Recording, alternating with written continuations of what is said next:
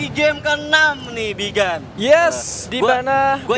Gue inget pas kita dulu pertama kali nge-cast ya. Gimana tuh? Di Bali waktu itu kan. Yes. Sampai akhirnya guru gua bisa jadi rekan kerja gua nih. Enggak guru, semuanya belajar ya kan. Nah, ini penting menurut gua buat komunitas kalau punya mimpi jangan lupa buat berusaha. Sama kayak sekarang tim-timnya juga lagi berusaha karena pesawatnya tadi melintangi cukup membagi dua ya. Tapi yang menarik adalah DG nggak coba untuk ngambil skill lodge, tapi coba untuk ngejegat dari EVOS Esports ya. Menarik karena memang agak sedikit jauh juga untuk menuju ke skill lodge. Sementara First Rider tidak ada gangguan sama sekali nih Bang El. Iya, lagi-lagi ya First Rider di luar dari spotlight tim-tim yang ada, dan ini bakal jadi PR sebenarnya buat EVOS Esports apabila kalau DG sendiri juga coba untuk nahan dan sampai akhirnya coba untuk nahan pergerakan dari EVOS sendiri yang habis rotasi dari Mod House. Yes, dan di arah lain ternyata di area Marble Works sudah ada dua tim, yang mana kali ini dari Red Bull Rebellion dan juga Aura Esports sudah saling mengetahui satu sama lain. Klasik seperti biasa, ketika kedua tim bertemu di awal, jarang sekali langsung dikomit untuk melakukan fight ya. Betul banget, tapi kalau gua ngelihat harusnya game ke-6 udah banyak banget tim yang udah nothing tulus lah ya. Mereka pasti bakal coba minimal ngegangguin dari tim-tim yang ada di atas yang masih mempunyai peluang untuk menjuarai FFIM 2021 Spring. Yes, yang mana kali ini dari Airbear sendiri ketika bertemu dengan Aura, mereka tidak terlalu terburu-buru juga untuk langsung melakukan fight, sekalipun kayak misalkan terjadi memang benar-benar nothing tulus untuk kedua tim ini, tapi mereka tetap menjalankan objektifnya mereka sebagaimana mereka harus menjalankan pertandingan ini. Itu dia, profesional ya. Mereka masih profesional walaupun mereka punya objektif, ya udahlah gitu kita nggak bisa lolos, tapi mereka juga masih mau minimal nggak jadi tim yang tusun gitu ya. Yes, masih memberikan yang terbaik, termasuk untuk dari tim EVOS Esports sendiri yang tadi sempat tercegat ketika ingin masuk menuju ke area Mod House oleh tim DG Esports. Sekarang mereka sudah berada di area tengah dari map. Iya bener banget, kalau gue lihat ini bener-bener masih kosong banget dari resource yang EVOS punya. Ini bakal jadi krusial menurut gue untuk EVOS. Apabila mereka tusun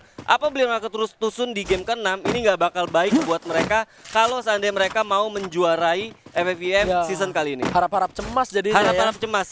Dan balik kalau seandainya kita ngomongin First Rider cuman butuh kayak nggak mesti tusun lah, minimal 5 besar pun atau kayak gimana, itu kalau gue lihat dari pro line point harusnya mereka punya juga chance yang besar. Yes, menarik juga untuk First Rider sendiri dari game 1 sampai game ke-5 itu mereka tidak keluar dari 3 besar ya. Iya, itu makanya gue bilang di 12 tim atau kita bisa bilang babak utama ya, entah itu playoff, entah itu play-in, sekalian tuh harus punya satu objektif yang jelas gitu. Jangan sampai tusun dan bener-bener konsisten, harus ambil peringkat 3 besar. Kalau seandainya kalian pengen ada di jajaran klasmen atas. Yes, itu bakal jadi catatan penting juga untuk teman-teman yang ada di rumah. Mengingat dari First Rider sendiri, bahkan tadi kalau nggak salah di game yang keempat ketika dari mereka sendiri masih bisa mengamankan sampai di posisi ketiga. Itu satu pelajaran yang sangat luar biasa ketika kita harus mempertahankan poin konsisten ada di 3 besar selama 5 game berturut-turut. Iya, dan yang menarik di sini ada RRQ dan juga EVOS yang nampaknya jadi tetanggaan nih. Jadi tetanggaan. Dan tapi kalau gue lihat dari resource M13 bisa lihat belum ada helm, belum ada vest. Wah, ini bakal bahaya sih menurut gue. Ya, cukup sulit untuk EVOS sendiri karena menurut gue ini bukan area awalnya mereka. Bener. Kalau kita mengingat untuk area awalnya EVOS itu berada di utara dari minimap. Ketika mereka tertekan, ternyata ada suara tembakan yang mana Abu sudah tertrack posisinya, bakal spray dan begitu saja oleh Pac-Man juga dengan action 8-nya bakal membagi posisi, tapi di belakang juga para player RRQ masih ada tim dari Island of Gods. Sementara kali ini dari EVOS masih ada satu vehicle yang bisa digunakan untuk melarikan diri, tapi hati-hati Pac-Man, dari patahan sudah bakal ada yang memantau karena suara tembakan seorang Pac-Man ini harusnya udah kedengeran sama anak-anak dari IOG. Ya, itu distraction menurut gue buat IOG biar bertahan dulu, karena kalau bahaya banget kalau seandainya mereka 4-4-nya juga langsung masuk ke dalam di rumah di Brazil ya. Yes, harus lebih berhati-hati juga. Tidak kemungkinan Araki punya pergerakan yang cepat. Tapi Onyx. kali ini Onyx bertempur.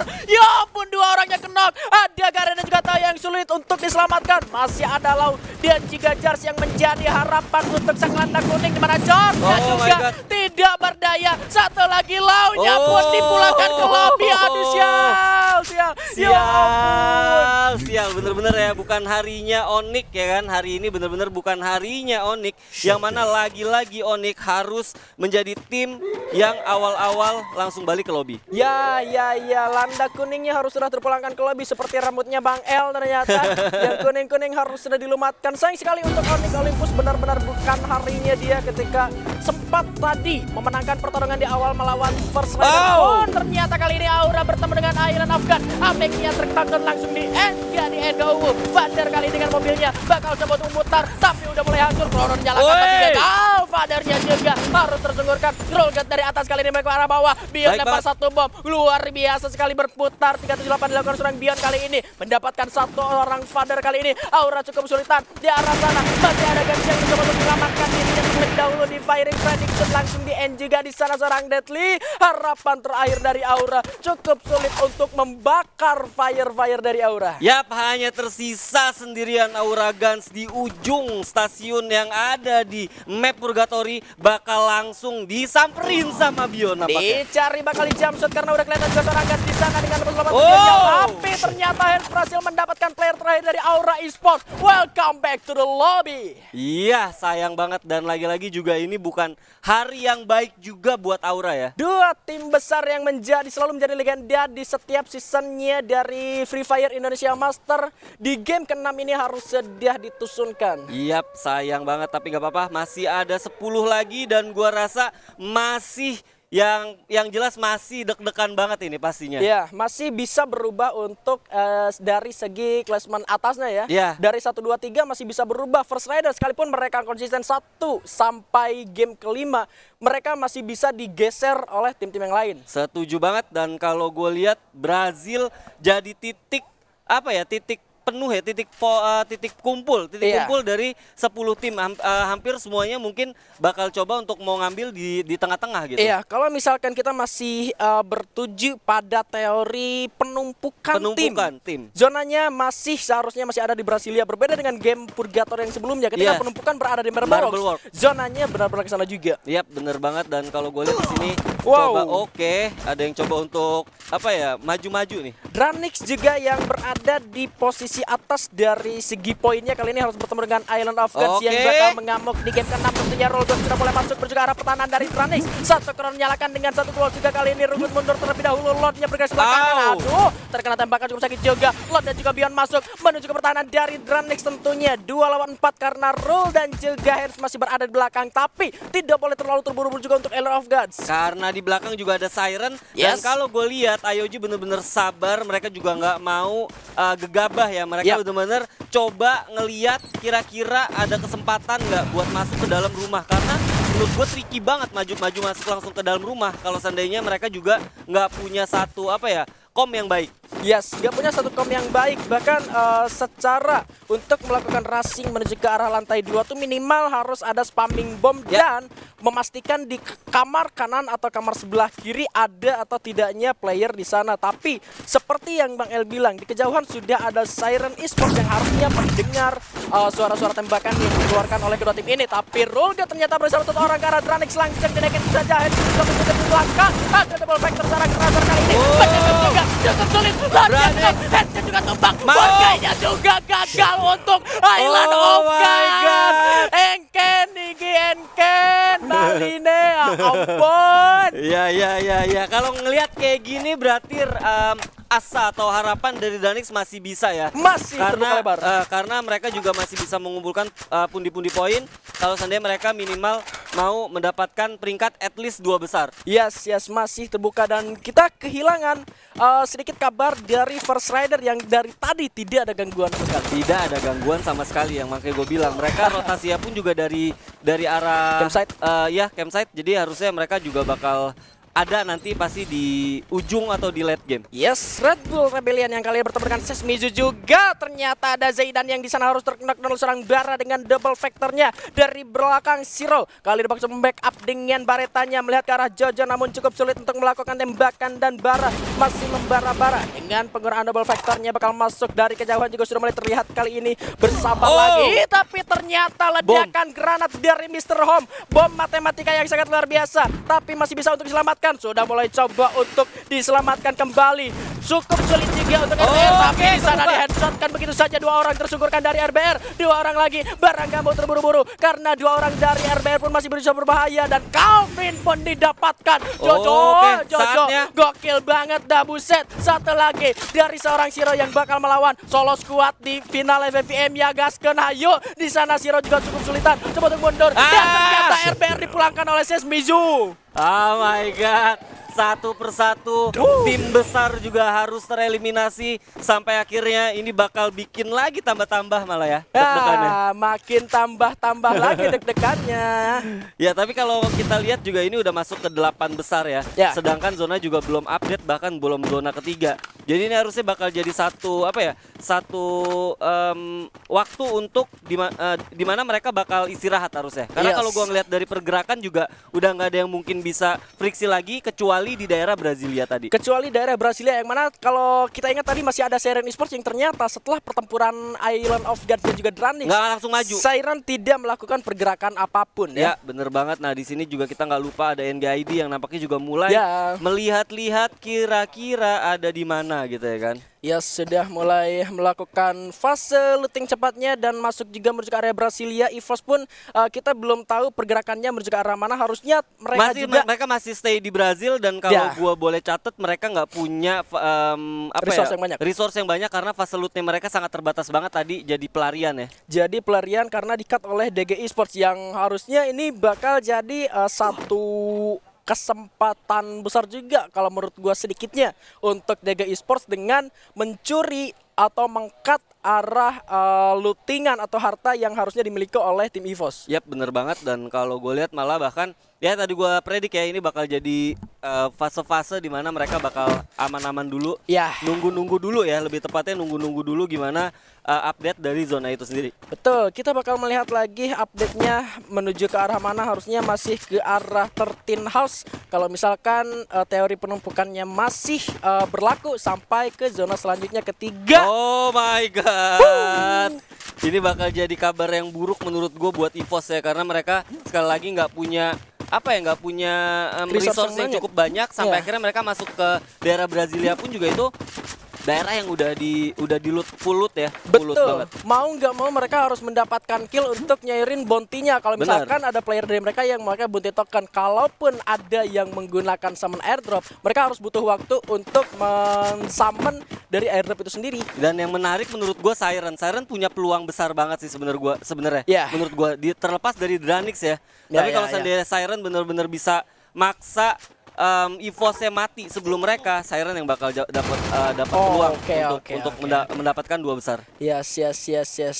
Sulit juga buat ditebak ya. Kalau kita lihat juga First Rider masih berada di luar, bahkan jadi tim yang paling jauh untuk masuk ke dalam zona. Dan kali ini DG yang sudah mulai masuk juga menuju ke pinggiran zona. Di belakang ada para player dari Sesmizu yang terlihat di jembatan. Jojo yang di sana terancam, melihat juga ke arah rumah labirin yang mana di sana sudah ada summon airdrop dan harusnya menjadi notice untuk tim DG kalau di rumah labirin juga sudah dihuni oleh tim yang lain. Yap, bener banget. Ini udah insting ya menurut gue.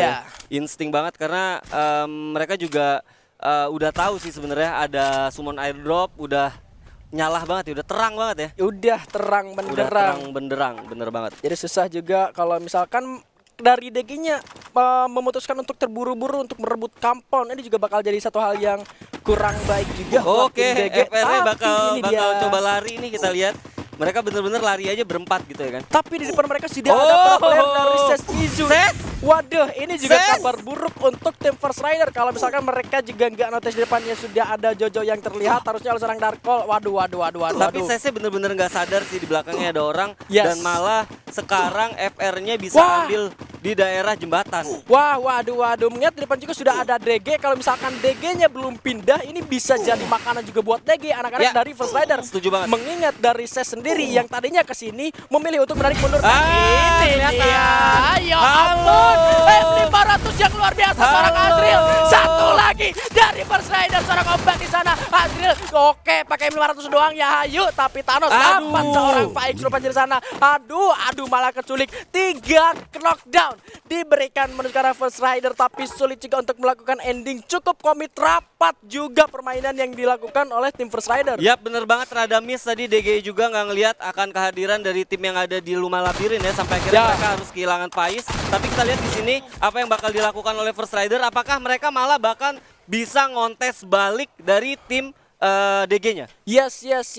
Tapi kalau misalkan dari First Rider-nya ingin lebih cepat untuk masuk, tidak menutup kemungkinan kalau misalkan mereka punya banyak duel bakal masuk langsung menuju ke pertahanan dari SES juga nih. Yap, betul banget. Tapi kalau kita lihat di sini ada Siren juga yang udah mulai melakukan pergerakan nampaknya di sini.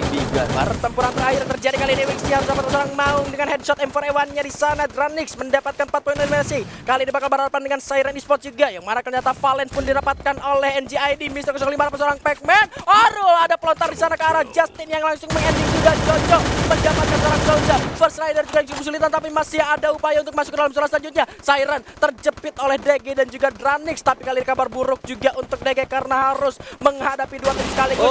Eliminasi dan First Rider eliminasi di posisi ke-8.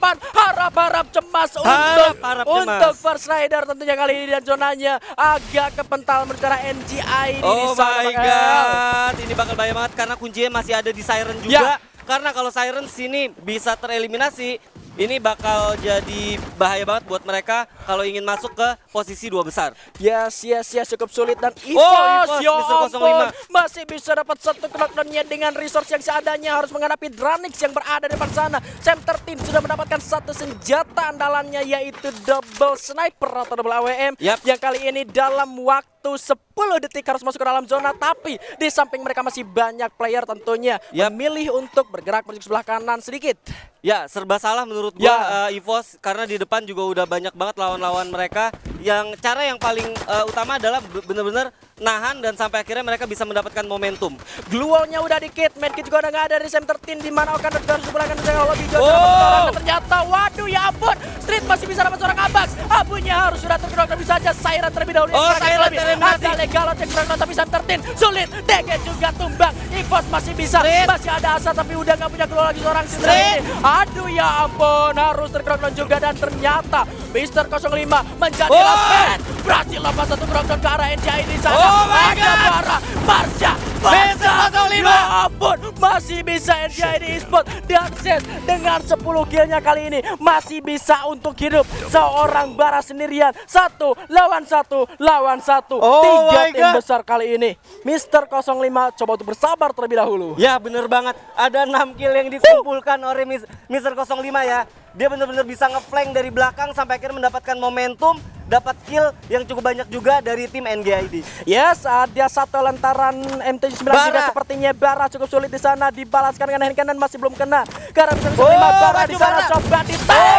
Didapatkan oleh Pac-Man. Hati-hati, AWM dari seorang Pac-Man cukup membahayakan. Dilempar flashbang dulu, bakal coba dijamsut one by one. Sini B1 bos, dijamsut. Waduh, terdiam begitu saja Mr. 05. Jika pahlawan terdahulu berjuang demi kemerdekaan, kita survivor berjuang untuk menerbangkan sang Garuda, mengibarkan sang saka, dan menjadi putra bangsa untuk kejuaraan dunia. Wow, mantep.